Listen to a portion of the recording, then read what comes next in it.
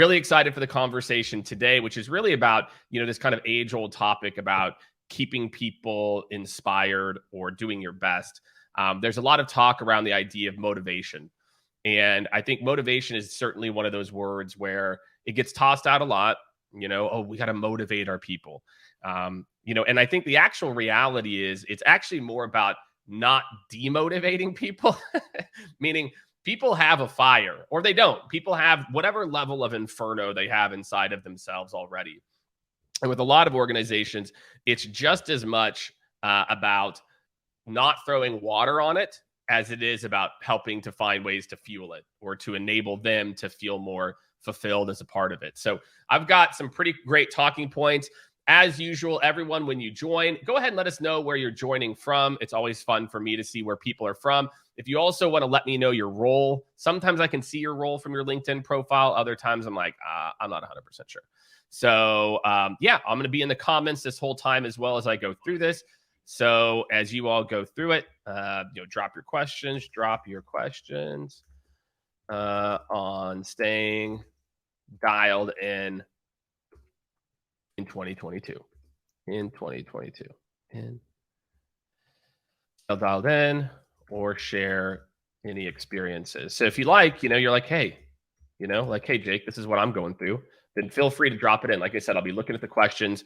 Make sure if you are in front or you're on your mobile, if you're just listening to this, then do not feel the need to drop anything in.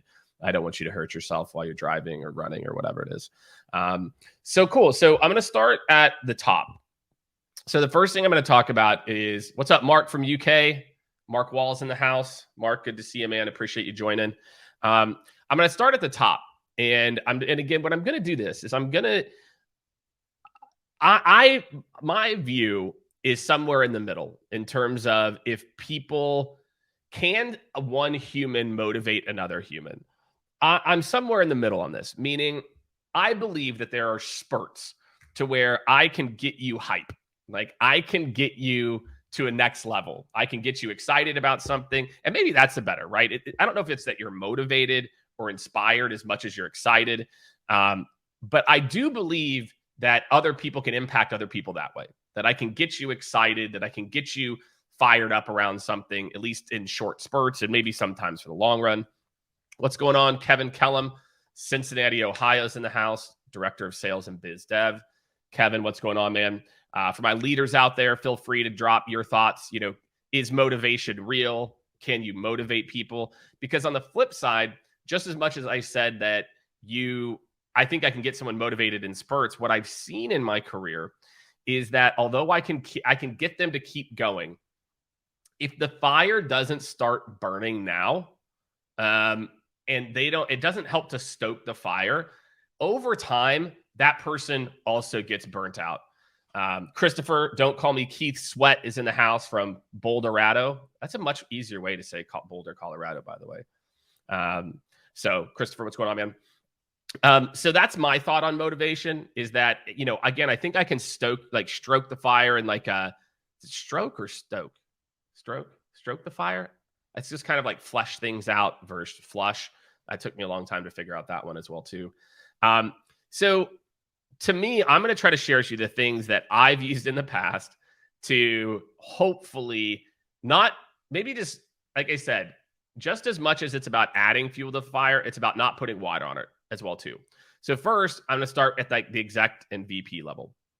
So one of the things that I realized, and I would say still, if I'm just being perfectly honest with myself, I am I'm like mediocre. I think I could do better.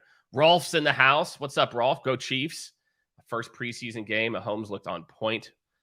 Even though we lost, it doesn't really matter. It's like 4-string versus 4-string. So Rolf, what's going on, man? Good to hear from you, man.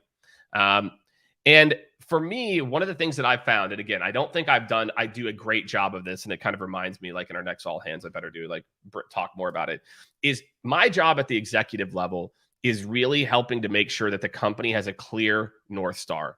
What is that 3 to 5 year direction? And does everybody at the company know it?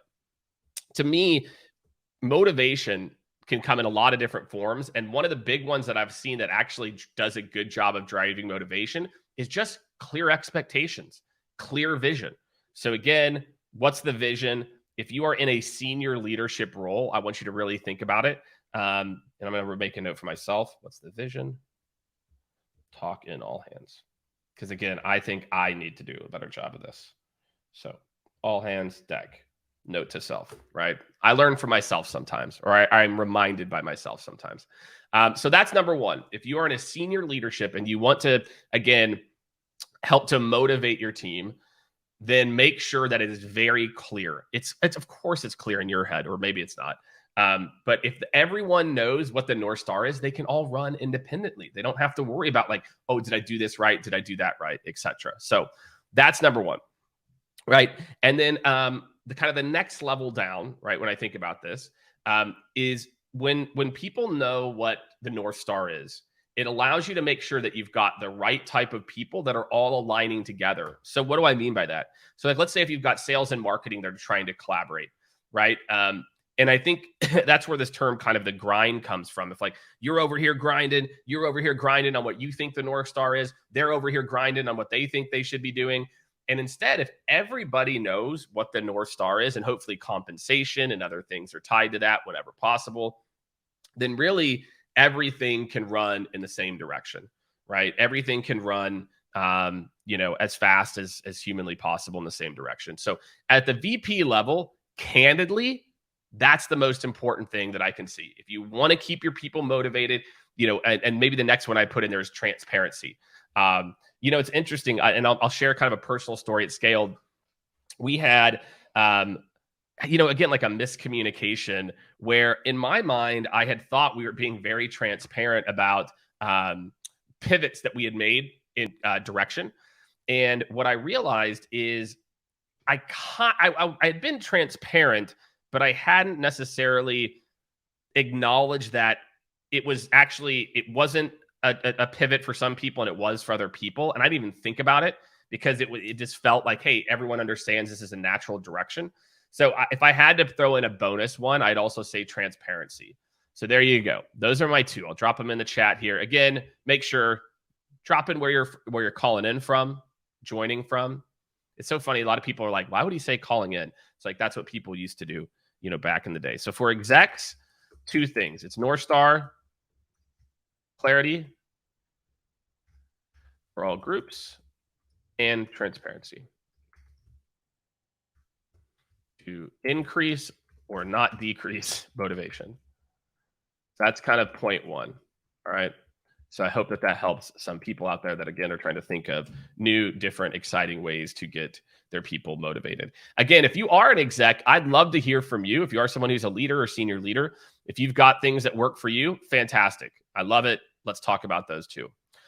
Okay, so now let's go to the next level, which is directors and managers, right? And it's very interesting. I see a lot of directors and managers. What's the right verbiage here? I think I see a lot of directors and managers sometimes feel like, well, I'm not the CEO. I'm not the whatever. I'm not the person who actually sets, a lot of this stuff.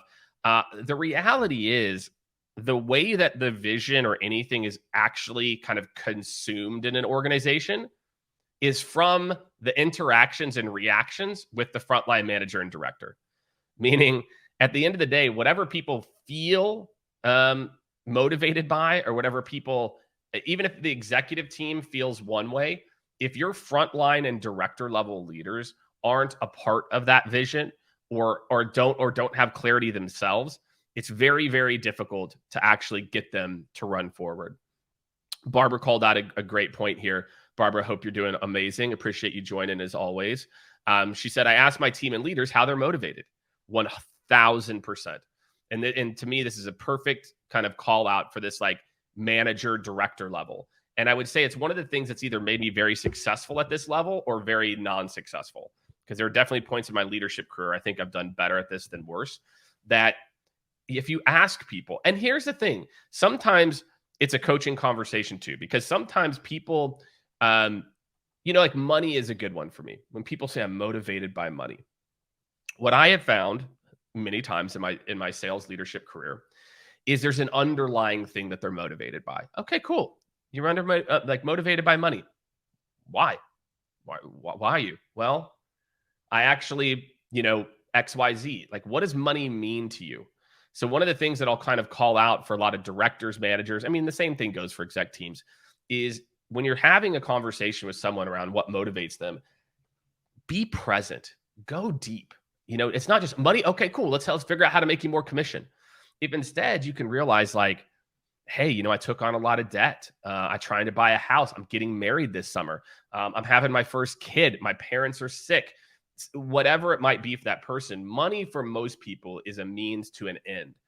And so if you're constantly talking to people about money and not going the layer deep, you're not really finding out the true intrinsic motivators.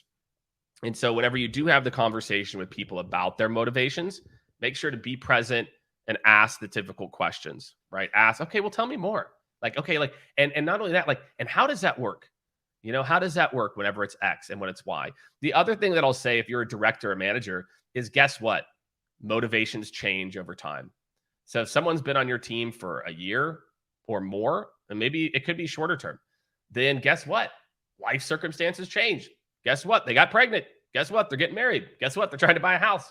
So the things that motivated them 6 months ago or a year and a half ago may not motivate them today. So just understand, as a frontline leader in particular, and I think about the day-to-day reports, make sure that you're not always not always assuming that thing stays the same as a part of it. So frontline managers understand kind of rule one here. Barbara already nailed it. Ask the team how they want to be motivated. That's rule one. Rule number two, at least for me, maybe it's not a rule. Maybe it's like a observation slash, experience, is not only do I want to know like how they're motivated, is I need to know their North Star. So how I'm motivated might be like something I'm trying to like that gets me fired up to come to work every day. And then the next thing is, okay, well, how does that manifest into some type of like career North Star or professional or non-professional North Star, which is basically like their goals. Do you know the goals? Because motivation and goals are not the same thing, right? If I pick goals that I'm motivated by, I'm much more likely to go and achieve those goals. And trust me, I've seen it time and time again. And a recipe for failure is picking goals you think your boss wants you to pick. Picking life goals you think your parents want you to pick. Or maybe it's your spouse, or maybe it's your friends, or maybe it's society. If you constantly pick goals that you aren't motivated to like actually do, you will not do them. Or you will do them for a very short time, and then you will get burnt out. So again, we're talking about the directors and managers here. All right. One of the most important things that you can do is help your people to find goals that naturally play into their motivations, not what they think that they want to hear or something. It's pretty crazy. I've had conversations, and I'm thinking of a specific conversation where I talked to someone about their role. This is in the last maybe, 5 months or so. I said, you tell me what it is. When you get out of bed, or when you've got out of bed in the morning, I don't care what it is. Maybe it was then you started basket weaving, or maybe you started writing a book, or maybe you, I don't know, talk to a friend or your parents on the phone, whatever it is. What are the things that get you fired up in the morning? Forget what your job is now. And the person came back to me with like basically the same thing the job was doing. And and I pushed back. I said, I know you think this is what the company or business needs, but that's not what I'm asking you to do. I'm asking you to forget about what the company needs. I'm asking you to be selfish. What gets you motivated? Because then I can go find the right role for you. I can go and say, okay, if this is what gets this person fired up, then let's do this for him or for her. So for anyone out there, again, this kind of goes both ways, because this is actually a good transition to the front lines, is you don't have to just accept a unmotivating situation. There are many, many companies and many times, and I'm telling you this, your boss. So if we kind of make the transition, so frontline here, I'll write my notes in here too, just so y'all have the quick things. So frontline and directors, best things you can do for motivation is understand what motivates. Shout out Barbara, motivates, and understand goals. that are really aligned to things that motivate them. That motivate them. Right. So they're not just picking dumb, blind goals. They're picking goals that actually align to them.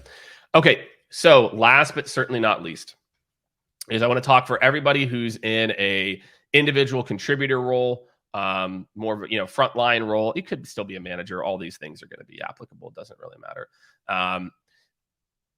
The number one thing that I would say is step one is you don't have to just take your lot in life.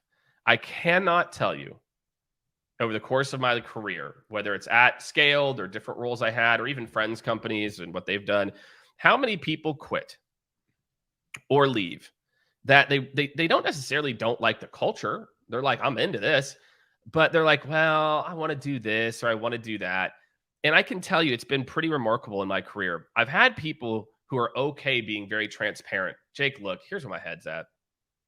I don't want to do this anymore. Like this, I like it here, but this is I need something different. I cannot tell you how many of those people I've saved and been like, oh, okay, cool. All right, well, why don't we do this thing over here? Really? I can do that? Yeah, absolutely. No problem. Let's make it happen. All right, let's put together the transition plan.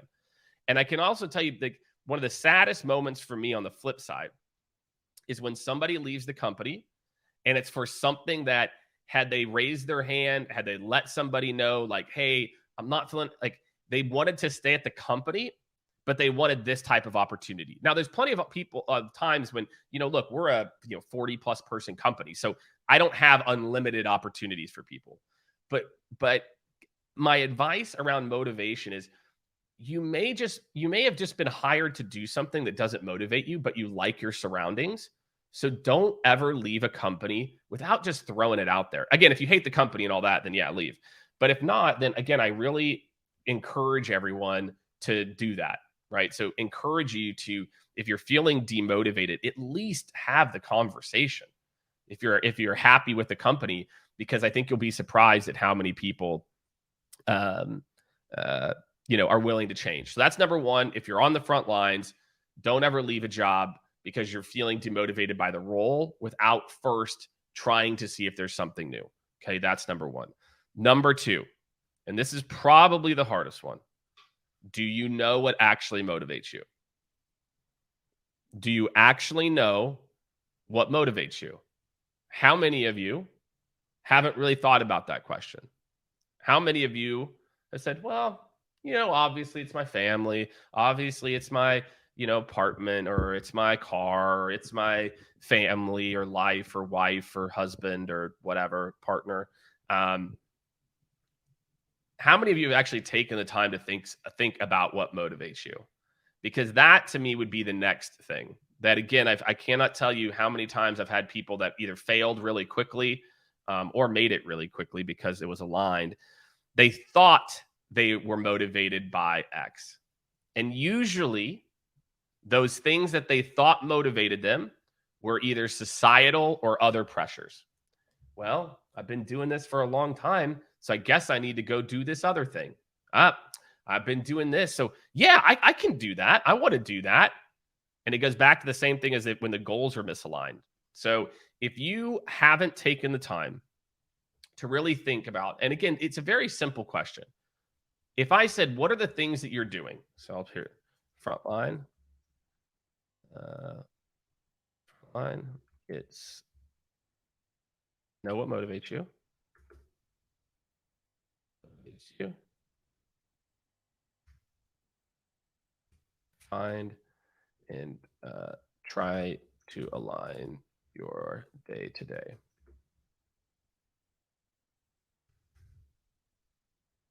Have the tough conversation with your boss. Okay, there you go. All right. So I just typed it into the chat. So if you're going back and you're rewatching this, or maybe you're watching this afterwards, I always try to just drop some of my biggest learnings into the chat, because I know that that's what we want to go back to as a part of it.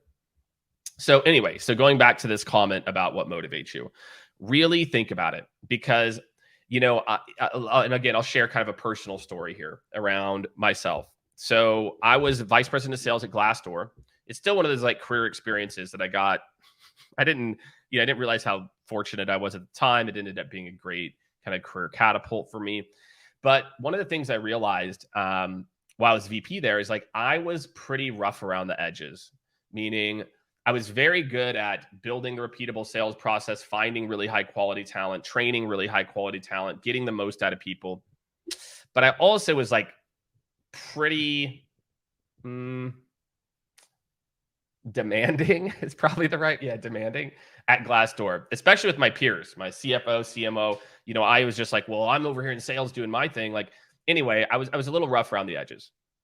And, I realized that. And so I had an interview with a company based out of New York. My wife and I were like really considering, not staying in San Francisco. And so this company was very, oh, what's the word? Like consensus based decision making. A lot of like, and I'm like, oh, okay. Like these guys are very much, collaborative and soft around the edges. Like, well, this will be good. This will be helpful. Because again, I think for me, I've always been motivated by growth, right? And there's such a thing, and I'm referring to myself here. It's called the Peter principle, which it kind of sucks if your name's Peter, by the way. And the Peter principle. Let me see if I can find a link for it here too. I'll drop it in for those of you who don't know what the Peter principle. Isn't that it? Oh, there's a whole book about it. Wow. The Peter, remembers that? It's that members of a hierarchy are promoted until they reach the level at which they are no longer competent, which is kind of great. And so that's what happens, right? And sometimes we think we're motivated by growth. We think we're motivated by like the next thing, etc. But for me, like I thought I was motivated purely by growth, and so I looked at this new growth opportunity and realized like I was so demotivated throughout. I'm like, what? Like how is like, and it didn't work out. I was gone in like within a year. And so I do think when you think about what motivates you, it's a really important exercise to really think through and really try to understand that for yourself. Because at the end of the day, you own your motivation.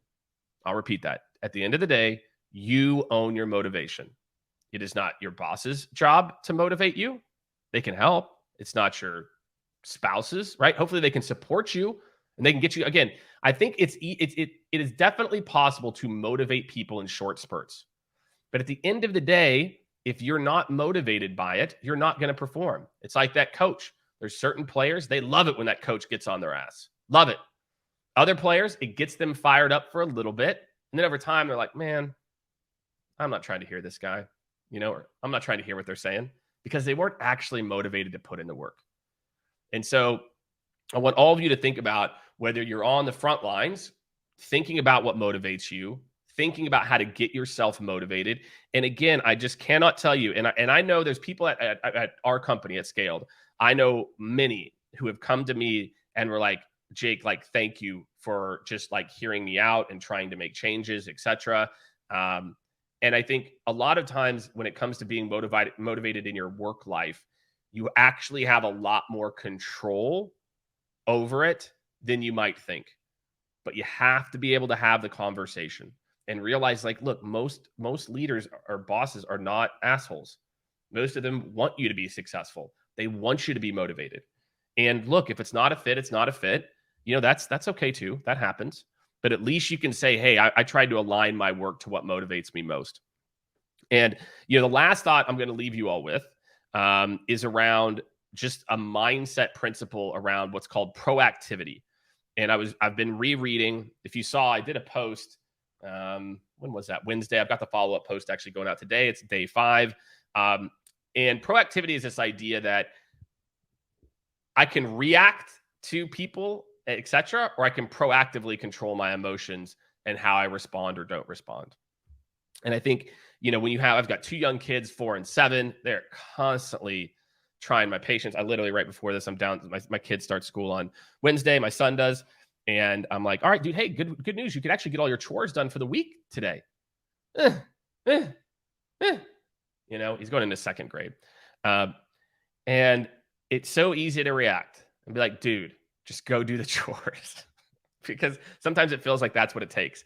And a lot of us feel like that's what it takes in our professional lives too, to be like this, very direct, etc. I know I default to that. So proactivity for me and what I'm working on that's really tied around this idea of motivation is that, and it goes back to what I was saying, is that it's not relying on other people's stimulus to stimulate me 24/7 and not responding, either overly excited or overly reactive or sad or aggressive or whatever that reaction might be, and really trying to take ownership over my own actions and reactions. And so I'm on day 5. I wrote a LinkedIn post about it that I'm going to put up later, but I'm trying to think like what my day 5, my biggest lesson, what was, there's a couple, it's like a car cut me off, and I was like, it's actually a fire truck that cut me off. So I'm like, it wasn't the lights weren't going. It was just like, I don't know, and there's just so many moments. What this has done more than anything has made me very aware of just how easy it is to get demotivated or motivated from other people, or reacting or not reacting based on other people. So for all of you, hopefully what I've given you today are some ideas, techniques, some like food for thought around motivation. But at the end of the day, you control your motivation, right? The book's it's 7 Habits of Highly Successful People. If y'all haven't read it, it's a very, what do you call it? Like a very like oldie but goodie, 7 Habits of Highly Successful People. And that's where this concept of proactivity comes from. So yeah, go check that book out if you haven't before. It's a great book. And so I hope this helps some of you, right? Whether it's like, hey, you're in a leadership position, you're like, how do I motivate people? It's not the shit that you think it is. It's not, you don't motivate people by saying things like, all right, let's go do this. Da, da, da. Again, it works in spurts, but it is not long-term motivation. If you're at the exec level, think about, do I have a clear vision? Do people know what's expected of me? This stuff seems elementary, but it makes such a big, big difference. If you're at the frontline level, do I really know my people? Do I really know what they're trying to achieve? Do I really know what they're motivated by today versus tomorrow or a year from now? And if you're on the front lines, take control of your own motivation. Don't be reliant on anyone else to light that fire but you. And I'm telling you, all of you have something that will light a fire, right? You may just not be doing it right now. So for everyone out there, I hope this helps. So 30-minute Monday, let's get fired up.